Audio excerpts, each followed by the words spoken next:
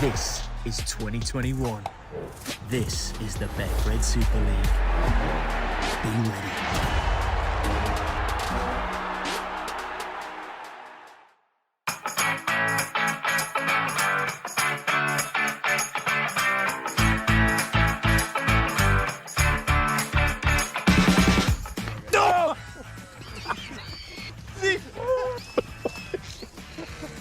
Got me here. It took a big chunk out of me. Bleeding. It's bleeding. Oh no, it's bleeding. The thing just ripped me ear off. What do you think?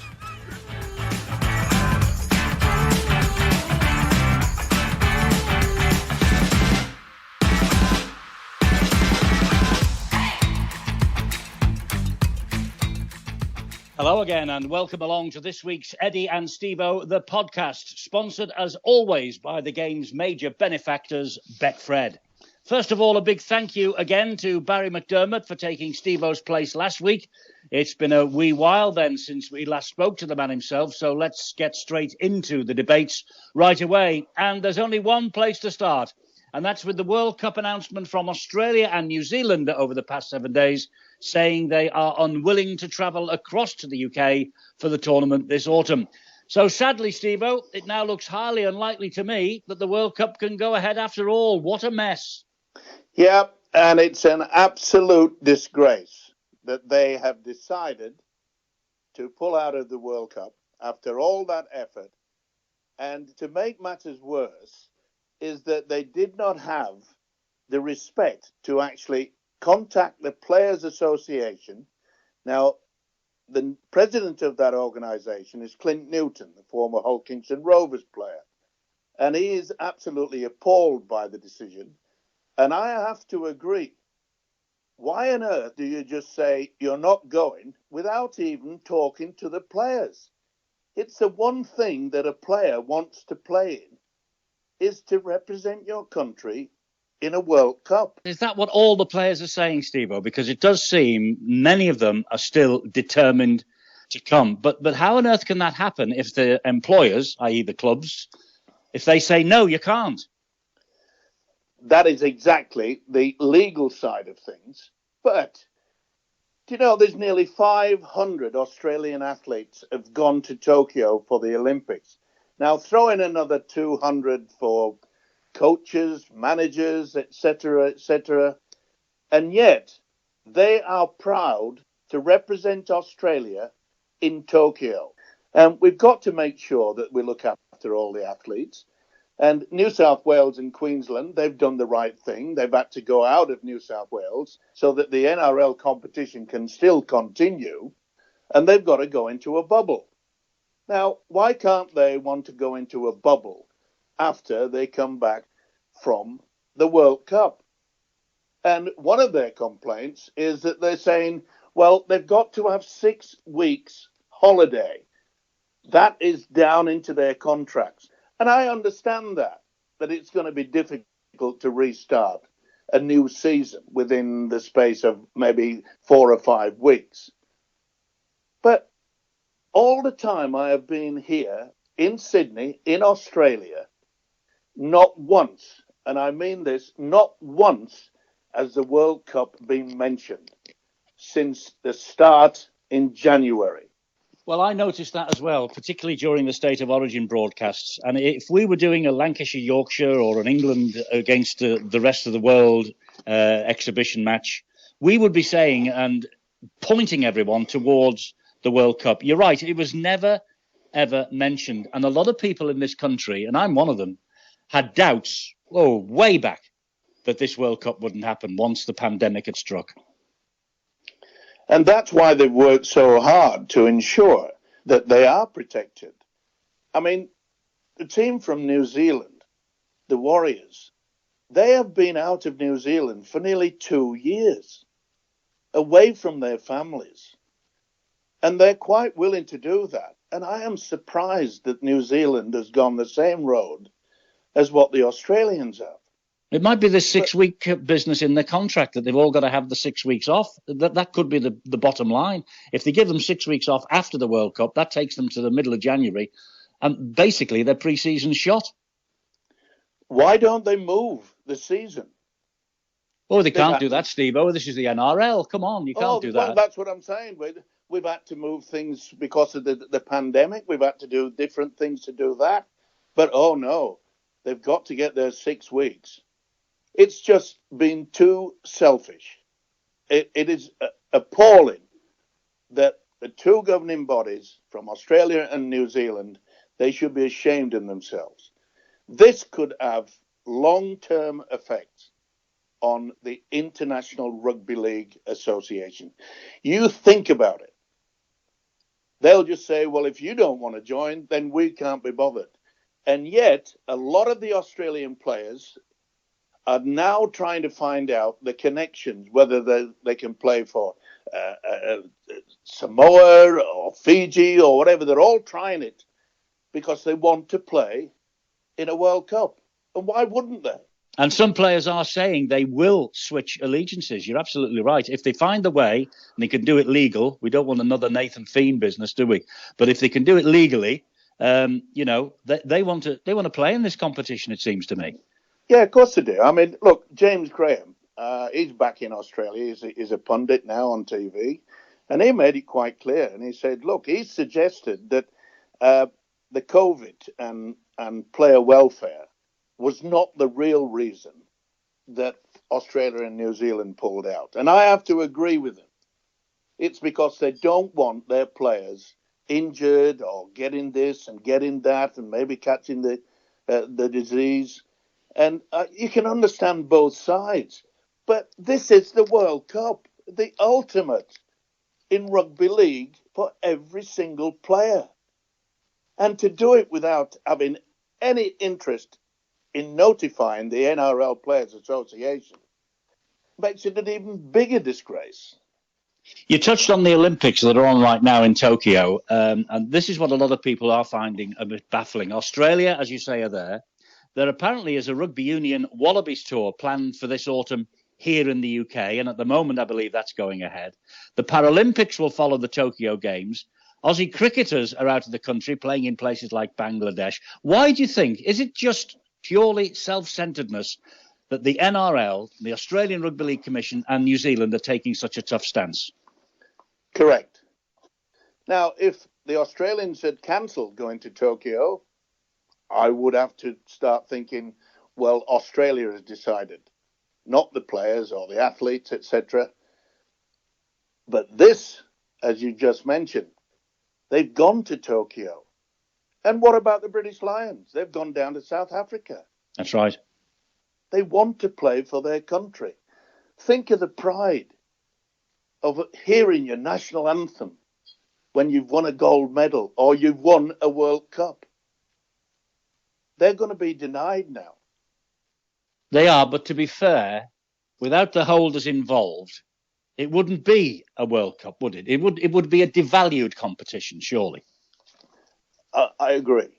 I don't think that we can go ahead unless they'll change their mind.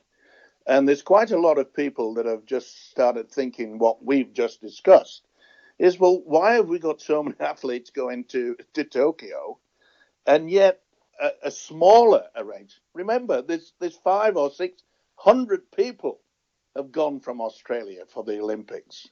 What are we talking here? Maybe 50 people with coaches and the players. Okay, maybe 80 people. I know they would have to go into a bubble, but so would all the other countries. They haven't pulled out. So you have no sympathy whatsoever with this decision. Australia and New Zealand, as you know better than most, have been ultra careful during this pandemic. They've desperately tried to keep the lid on things, while over here, though the cases now are dropping a little bit, we've still got over 20,000 cases a day. I can see where they're coming from. I really can. Can't you? Oh, yes, of course. It's the fear. It's the fear aspect, which, look, you want to look after your family. You want to look after your children. I can understand that. But if that had been the case where Australians had said, I'm not going to the Olympics. If the Australian tennis player Ash Barty said, I'm not going to go England, because she would never have won the Wimbledon trophy. She became the champion. She wanted to represent not only herself, of course, to win it, to win the title, but she was proud to say, I'm Australian, and I came over. I took that chance. And she did it with pride, and she won. So, yes, I would sit back and say, well, I think everyone's done the right thing. But when part of your country is sending over so many people, and yet we're going to have, say, 50 people from Australia, 50 people from New Zealand, said, no, we've got to look after the health of our players. It's a catch-22. It's not been handled well at all, has it? I remember at Wembley less than a fortnight ago now, we were all rejoicing in the news that the tournament had been given the go-ahead. Government ministers was there, the leader of the opposition was there. A few days later, the Aussies and the Kiwis dropped this bombshell, and from all accounts, the organisers here in the UK got just a 4-minute warning via a WhatsApp message, apparently, that this decision was going to be made. Disgraceful. And I just can't say, is there an answer to it? Well, yes, there is. Change your mind. Send these people over. We will look after them. They're looked after in Tokyo. The British Lions are being looked after in South Africa. If that had been cancelled, if the entire world and the Olympics, a lot of people expected that the Olympics would be cancelled, but they went ahead with it. And there's great success and there's great admiration, both here in Australia and, of course, my homeland in the UK. And it's also a sign, I suppose, that, gradually we are getting back to some sort of normality. There is a bit of a precedent, though, isn't there? Remember 2001, post the 9/11 terror attack? The Kangaroos says they weren't coming then because of their fears about security. Then there was the big U-turn, and they came after all. Do you honestly think that will happen again? Well, I think if people like you and I are bringing it to the attention of the general public, Eddie, this could bring our game down to its knees, especially internationally wise. Well, the Women's International Rugby League will be in severe problems. The wheelchair as well, International Rugby League, is on a knife edge because of this from all accounts. But reportedly, the World Cup organisers, they're willing to lob in £5 million for charter flights and special measures to ensure that the players will be safe and sound. I wonder if that sort of thing, I wonder if it will be enough to force a reconsideration.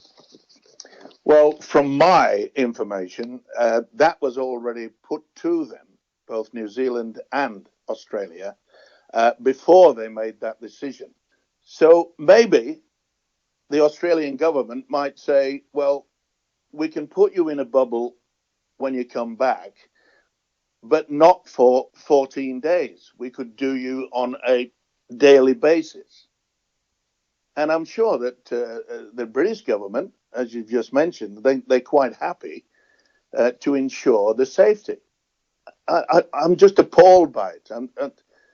I'm sure you can tell by my voice. Absolutely. I am extremely disappointed. Here's a thought for you. Last week on our podcast, Barry, he suggested that there are dozens of Aussies and Kiwis playing here in the Super League.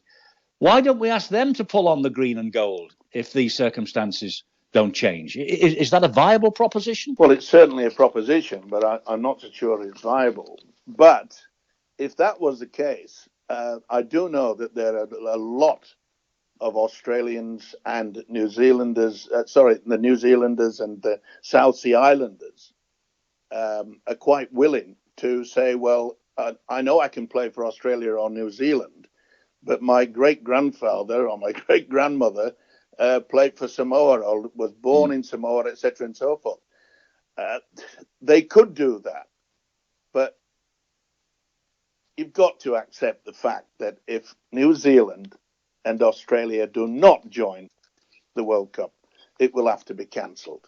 I know they've had the Olympics when the Russians didn't go, etc. and so forth, but it's going to be very, very difficult for people within rugby league, the fans, the organisers, or whatever. It's going to leave a bad mark. Well, they are saying now the USA and Serbia are the next two countries on the list if the Aussies and the Kiwis don't come. We go back to the original point. The two leading lights in the world don't come out to play. Okay, this tournament will be devalued so much, to such an extent, people might not bother to turn up for matches if they are still allowed to do so. You have to ask, Stevo, what is the point if that is the case? I agree with you. You've got to play against the best to prove that you are really world champions. So I think it's dead in the water. Australia and New Zealand have to reverse their decision, and that's my only hope. It's sad. It is sad. It is sad. The spotlight will shine elsewhere. And I know if it's postponed 12 months, there are a host of considerations about other events that are taking place in 2022, the Commonwealth Games, another football World Cup. But, you know, listen, we have to move on. It does beg the question what people down there believe is the biggest competition, the World Cup or the NRL. But, you know, we've covered all that ground. So enough of the great World Cup debate for now. Let's look domestically. What on earth is going on at Leeds, Stevo? Luke Gale, stripped of the captaincy. He's revealed in an exclusive column he writes for the Yorkshire Post newspaper. He had a bit of a spat with Richard Agar at a team meeting and subsequently walked out of training. He was dropped for the game against Salford, then stripped of the captaincy. He's apologised, said it's all over as far as he's concerned. He's back in the squad for this week. Stood down for, quote, behaviours not aligned to team trademarks. So is it behind him? Is it all over as far as he's concerned? Well, my information is that it centres all around him getting a mortgage. Is that correct? Well, unless Richard Agar's his mortgage company, I don't know. No. I mean, the information that we've been given down here in Sydney has indicated that one of the sponsors for Leeds is you could get a mortgage from them, and evidently he's gone somewhere else, which is against I think, the rules and regulations of how Leeds Rugby League Club look at it. Well, if you want a mortgage, Stevo, you go where you can get a mortgage. It doesn't surely have to be with a particular building society or bank that is connected to your club, surely. Well, I wouldn't think that they'd have any problems with that.